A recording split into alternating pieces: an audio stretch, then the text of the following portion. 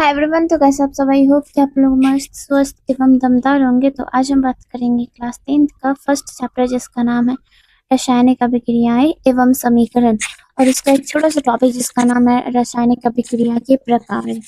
आज हम जानेंगे कि रासायनिक अभिक्रिया के प्रकार में अवक्षेपण अभिक्रिया क्या होता है। तो अवक्षेपण अभिक्रिया को समझने से पहले हमको एक चीज समझना पड़ेगा, जो कि है तरल पदार्थ या फिर गाढ़ा पदार्थ जो कि किसी भी बर्तन के नीचे पेंदी में बैठ जाता है उसके बारे में। तो उसके बारे में आपको पता ही होगा कि कोई भी ये जब दो सॉलिड चीज को मिक्सचर कर देते हैं तो उसके बाद उसका जो ये होता है गाढ़ापन होता है या फिर कुछ सॉलिड पदार्थ होता है वो नीचे क्या हो जाता है, जम जाता है। अब नीचे जम जाएगा इसका मतलब क्या होगा, जो नीचे जमेगा उसी को बोलते हैं अवक्षेप। ठीक। अवक्षेप क्या होता है? तो अवक्षेप वही होता है कि जब जैसे में देखोगे मिट्टी और पानी को जब मिक्स करके रख दिया जाता है तो उसके बाद जो मिट्टी होते हैं वो मिट्टी अ, बर्तन के पिंदी में क्या हो जाते हैं, बैठ जाते हैं। तो वही होता है अवक्षेप। अवक्षेप मतलब जो गाढ़ा पदार्थ है वो कहाँ बैठेगा, नीचे। तो इस ये अवक्षेपण अभिक्रिया क्या होती है? अवक्षेपण अभिक्रिया वे अभिक्रियाएं होती है जिसमें रासायनिक अभिक्रिया के बाद कोई भी अवक्षेप बनता है। और ये जो अवक्षेप होता है वो कैसा होता है, गाढ़ा पदार्थ।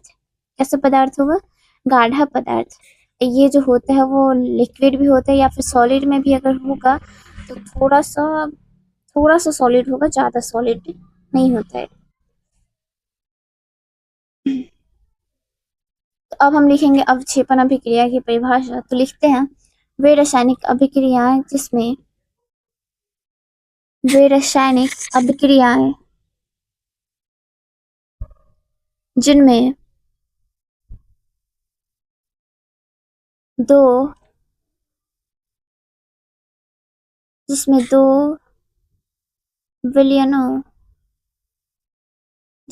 विलयनों को मिलाने पर अवक्षेप का निर्माण होता है। अवक्षेप मतलब क्या? तो अवक्षेप मतलब गाढ़ा पदार्थ। तो अवक्षेप मतलब गाढ़ा पदार्थ का निर्माण होता है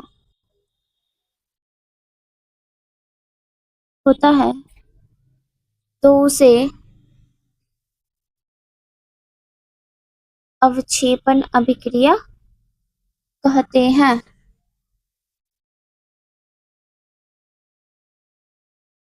अवक्षेपण अभिक्रिया कहते हैं। समझने के लिए अगर हम पिक्चर बनाना चाहे तो कोई विलयन बना सकते हैं। दो सॉल्यूशन लिए हैं, दोनों को जब मिक्स किए हैं तो एक नया सॉल्यूशन बना है रासायनिक अभिक्रिया के बाद। और वो जो नया विलयन बनेगा उसमें क्या होगा, तो जो गाढ़ा पदार्थ होगा वो नीचे बैठ जाएगा। उसी को बोलते हैं अवक्षेपण अभिक्रिया। अगर हम एग्जाम्पल लेना चाहे, अगर हम बोर्ड एग्जाम में लिखना हो एग्जाम्पल, तो हम लिख सकते हैं कि सोडियम क्लोराइड को जब सिल्वर नाइट्रेट के साथ रिएक्शन करवाया जाता है, मतलब जब नमक को सिल्वर नाइट्रेट के साथ रिएक्शन करवाया जाता है तो क्या होता है, जो माइनस वाला होंगे वो प्लस के साथ, जो प्लस वाले होंगे सो माइनस के साथ। मतलब जो Na होगा वो NO3 को लेगा और जो Cl होंगे वो किनको लेंगे, Ag। इसका मतलब जब रिएक्शन करेगा तो बनेगा AgCl प्लस NaNO3। ठीक। और इसमें जो NaCl होगा वो नीचे बैठ जाएगा।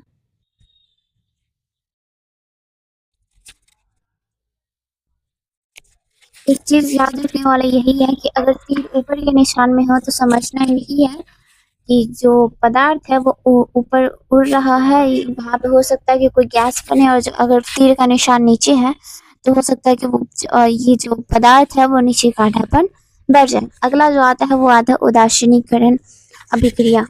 अब हम जानेंगे उदासीनीकरण अभिक्रिया किसे कहते हैं।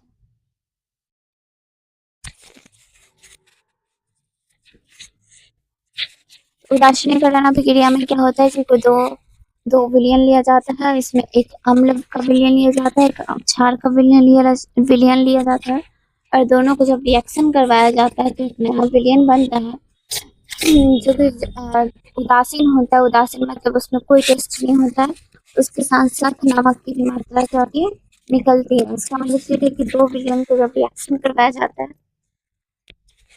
रिएक्शन करवाने के बाद क्या होता है, तो एक नया विलेन बनता है, और जो नया विलेन होता है वो उदासीन होता है, उसमें कोई भी इष्ट नहीं होता।